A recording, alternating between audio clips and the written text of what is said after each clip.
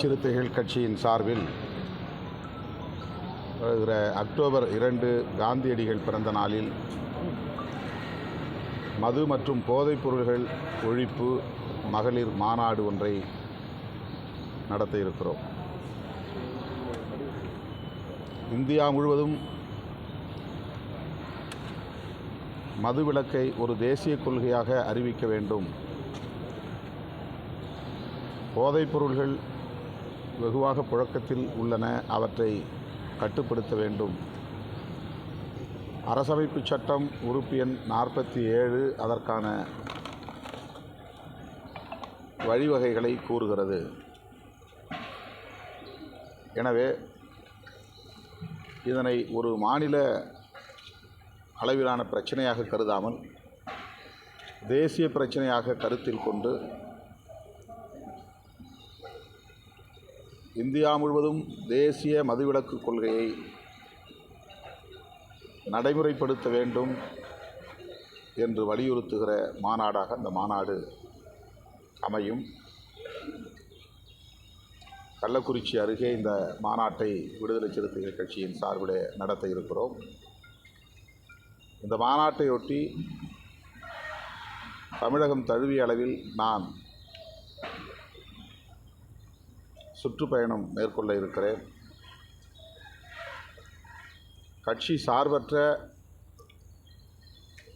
ஜனநாயக சக்திகள் மதுவை ஒழிப்பதற்கும் போதைப் பொருட்களை ஒழிப்பதற்கும் விழிப்புணர்வை ஏற்படுத்தி வருகிற அமைப்புகள் ஆகியவற்றை ஒருங்கிணைத்து தொடர் பரப்புரையில் ஈடுபட இருக்கிறோம். இந்த மாநாட்டுக்கு அனைத்து தரப்பு ஜனநாயக சக்திகளும் ஆதரவு நல்கிட வேண்டும் என்று வேண்டுகோள் விடுக்கிறேன். அமெரிக்க பயணம் மேற்கொள்ள இருக்கும் மாண்புமிகு தமிழ்நாடு முதல்வர் அவர்களின்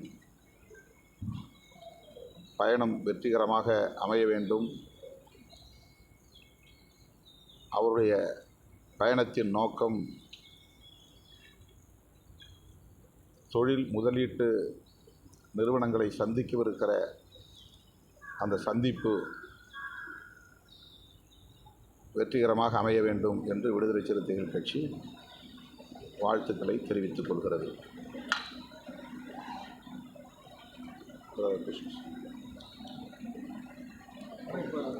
பிரதமர் முதல்வர் வெளிநாடு போகிறதுனால ஒரு இடைக்கால அது துறைமுருகன் மாதிரி ஒரு மூத்தவர் வேணுங்கிறது இப்போ சீமான் போகிறதெல்லாம் பேசுகிறாங்க. அதை பற்றி உங்களோட கருத்து என்ன?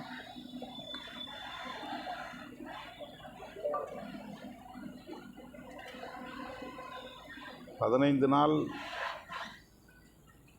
பயணம் மேற்கொள்கிறார். இந்த 15 நாட்களில் உலகின் எந்த மூலையில் இருந்தாலும் நிர்வாகத்தை கவனித்துக் கொள்கிற அளவுக்கான தொலைத்தொடர்பு வசதிகள் பெருகியுள்ள காலம் இது. எனவே இது சம்பந்தமில்லாத ஒரு கோரிக்கையாக இருக்கிறது. திமுகவை சீண்டி பார்க்கிற ஒரு கோரிக்கையாக இருக்கிறது. அவ்வளவுதான். இதில் கருத்து சொல்வதற்கு எதுவும் இல்லை. ஆனால் இப்போ மது விலக்கு வேணும்னு கேட்குறீங்க, தேசிய கொள்கையா? அதுக்கு மாற்று வேணும், அந்த கல்வி மாதிரி வேணும்னு நினைக்கிறீங்களா? இல்லை முழுக்க மதுங்கிறது இருக்கக்கூடாதுன்னு? அரசமைப்பு சட்டத்தில் வழிகாட்டு நெறிமுறைகள் டைரக்டிவ் பிரின்சிபல்ஸ் பகுதியில் ஆர்டிக்கிள் 47 படிப்படியாக ஒட்டுமொத்தமாக முற்றாக மது மற்றும் போதைப் பொருட்களை ஒழிக்க வேண்டும் என்று வலியுறுத்துகிறது. அது தொடர்பாக ஏற்கனவே காங்கிரஸ் ஆட்சி காலத்தில் விரிவாக விவாதிக்கப்பட்டு மதுவிலக்கு ஆலோசனை குழு அமைக்கப்பெற்று அந்த குழு பல்வேறு பரிந்துரைகளையும் வழங்கியது. மாநில அரசுகள் அதற்கு முழுமையான ஒத்துழைப்பை நல்க வேண்டும் என்று பரிந்துரையில் கூறப்பட்டது. அன்றைய இந்திய ஒன்றிய அரசு அல்லது காங்கிரஸ் அரசு மாநில அரசுகளின் கருத்துக்களை அது தொடர்பான கருத்துக்களை கேட்டறிய முயன்றது. மாநில அரசுகள் அதற்கு அப்போது ஒத்துழைப்பு நல்கவில்லை என்பதனால் அந்த பரிந்துரைகள் நடைமுறைக்கு வரவில்லை, அப்படியே கிடப்பில் போடப்பட்டிருக்கிறது. எனவே அரசமைப்பு சட்டம் சொல்லுவதை நடைமுறைப்படுத்த வேண்டும். அரசமைப்பு சட்டத்தின் 47வது உறுப்பு சொல்லுவது முழு மதுவிலக்கு என்பதுதான், அதற்கு மாற்று என்ற எதுவும் இல்லை. ஒவ்வொரு மாநிலத்திலும் ஒரு சில மாநிலங்களை தவிர, பீகார், குஜராத் போன்ற ஒரு சில மாநிலங்களை தவிர ஒவ்வொரு மாநிலத்திலும் அரசே மதுபானத்தை விற்பனை செய்கிற நிலை இருக்கிறது. மதுவிலக்கு பிரிவு என்று ஒன்று காவல்துறையில் இருக்கிறது. ஆனால் மதுவிலக்கை நடைமுறைப்படுத்தாமல் மது வியாபாரத்தை நடைமுறைப்படுத்துவதற்குத்தான் அந்த பிரிவு பயன்படுத்தப்படுகிறது. அதுதான் யதார்த்தமான உண்மை. இது எல்லா மாநிலங்களிலும் இருக்கிற ஒன்றாக இருக்கிறது.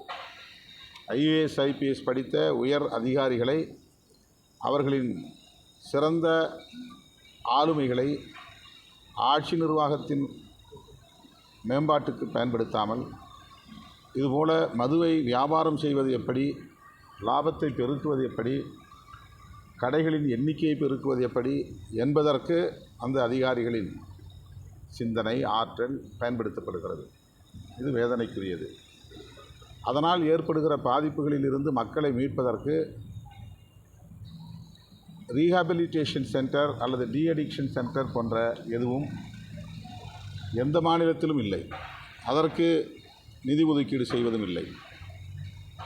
பல ஆயிரம் கோடிகளை லாபமாக ஈட்டுவதற்கு அரசு திட்டமிடுகிறது. அதனால் பாதிக்கப்படுகிற மக்களை பாதுகாப்பதற்கும்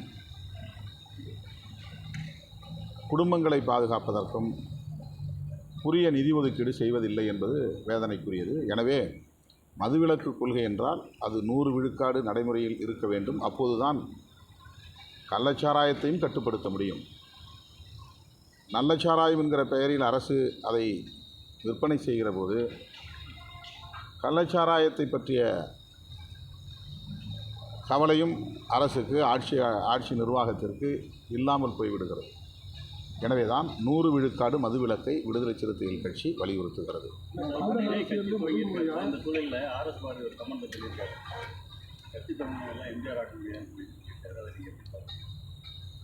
இது எல்லாரும் சொல்கிறது தான். அது ஆர்எஸ் பாரதி மட்டும் சொல்கிறதில்ல. சினிமாவிலே இருந்து அரசியலுக்கு வந்து ஆட்சியை கைப்பற்றிவிட முடியும் என்கிற ஒரு எண்ணம் நீண்ட காலமாக தமிழக அரசியலில் இருந்து வருகிற ஒன்று தான். அந்த முயற்சியை ஆந்திராவிலும் கூட என்டிஆரை பின்பற்றி பலர் வந்து பார்த்தார்கள். தமிழ்நாட்டிலே அப்படி பலர் முயற்சித்தும் அதில் வெற்றி பெற முடியவில்லை என்ற ஒரு விமர்சனம் இருக்கிறது. எம்ஜிஆர் சினிமாவில் இருந்த காலத்திலேயே அரசியலில் தீவிரமாக ஈடுபாடு கொண்டிருந்தார்.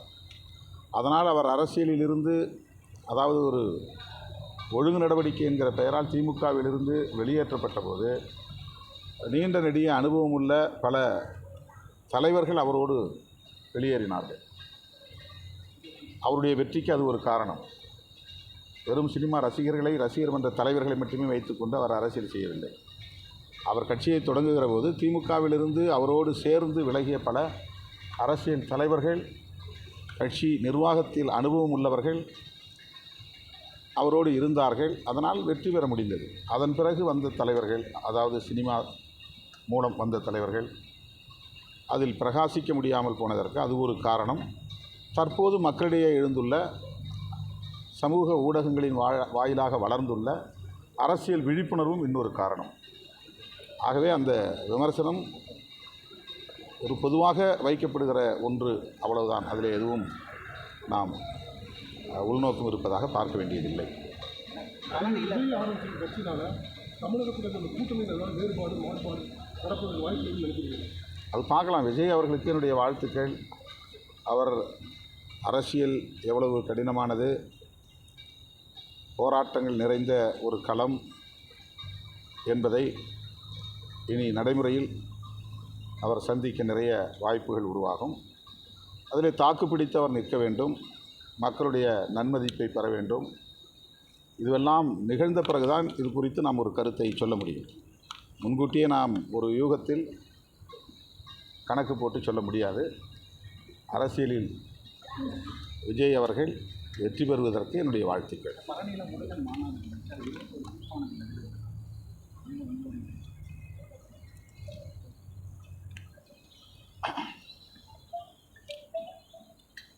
பழனியிலே இல்லை, அது அரசாங்கம் இந்து சமய அறநிலையத்துறையின் சார்பில் அதை நடத்தியிருக்கிறார்கள். இந்து சமய அறநிலையத்துறை பல வேளைகளை மதம் சார்ந்த பணிகளை செய்து கொண்டிருக்கிறது. ஒட்டுமொத்தமாக அப்படி பார்த்தால் இந்து சமய அறநிலையத்துறையே வேண்டாம் என்று நாம் சொல்ல நேரிடும். இந்து சமய அறநிலையத்துறை ஒரு ஆலோசனை கூட்டத்தை கூட்டி அந்த ஆலோசனை கூட்டத்தில் எடுத்த முடிவின் அடிப்படையில் இந்த மாநாட்டை நடத்தியிருப்பதாக தெரிய வருகிறது. இந்த மாநாடு பல லட்சக்கணக்கான மக்களின் ஆதரவோடு வெற்றி பெற்று இருப்பதாகவும் தெரிகிறது. பாரதிய ஜனதா, ஆர்எஸ்எஸ் போன்ற இயக்கங்கள் கடவுள், மதம் ஆகியவற்றை பயன்படுத்தி மக்களை அரசியல் அடிப்படையில் வாக்கு வங்கியாக மாற்றுவதற்கு வட இந்திய மாநிலங்களில் எவ்வாறு முயற்சித்தார்களோ அதுபோல் தமிழ்நாட்டிலும் பல்வேறு முயற்சிகளை மேற்கொண்டு வருகிறார்கள். அப்படிப்பட்ட அந்த முயற்சிகளுக்கு இடமளிக்காமல் அவர்களின் அரசியல் சதியை அம்பலப்படுத்தக்கூடிய வகையில் இந்து சமய அறநிலையத்துறை செயல்படுகிறது என்றால் அதை நாங்கள் வரவேற்க கடமைப்பட்டிருக்கிறோம். மற்றபடி அந்த மாநாடு சிறப்பாகவே நடந்தேறி இருக்கிறது. அதில் விமர்சிப்பதற்கு வேறொன்றுமில்லை. ஆனால் அறநிலையத்துறையின் கட்டுப்பாட்டில் இயங்கக்கூடிய கல்லூரிகளில் பக்தி இலக்கியங்கள் தொடர்பான போட்டிகள் நடத்தப்படும் என்று சொல்லியிருப்பது பரவலாக ஒரு விவாதத்தை எழுப்பியிருக்கிறது. அது மதம் சார்ந்த நடவடிக்கையாக அமைந்து விடாமல் அரசு கவனித்துக் கொள்ளும் என்று நான் நம்புகிறேன். மதம் சார்ந்த மாநாடு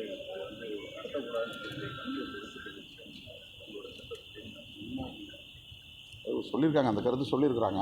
நம்ம இப்படி பார்த்தா திமுக பாஜக தொடர்ச்சியாக நெருங்கி போகிற மாதிரியும் ஒன்றா இருக்கிற மாதிரி ஒரு தோற்றம் உருவாகிட்டே இருக்கு. இல்லை, இதெல்லாம் யூகமான கேள்விகள். அனைவருக்கும் நன்றி.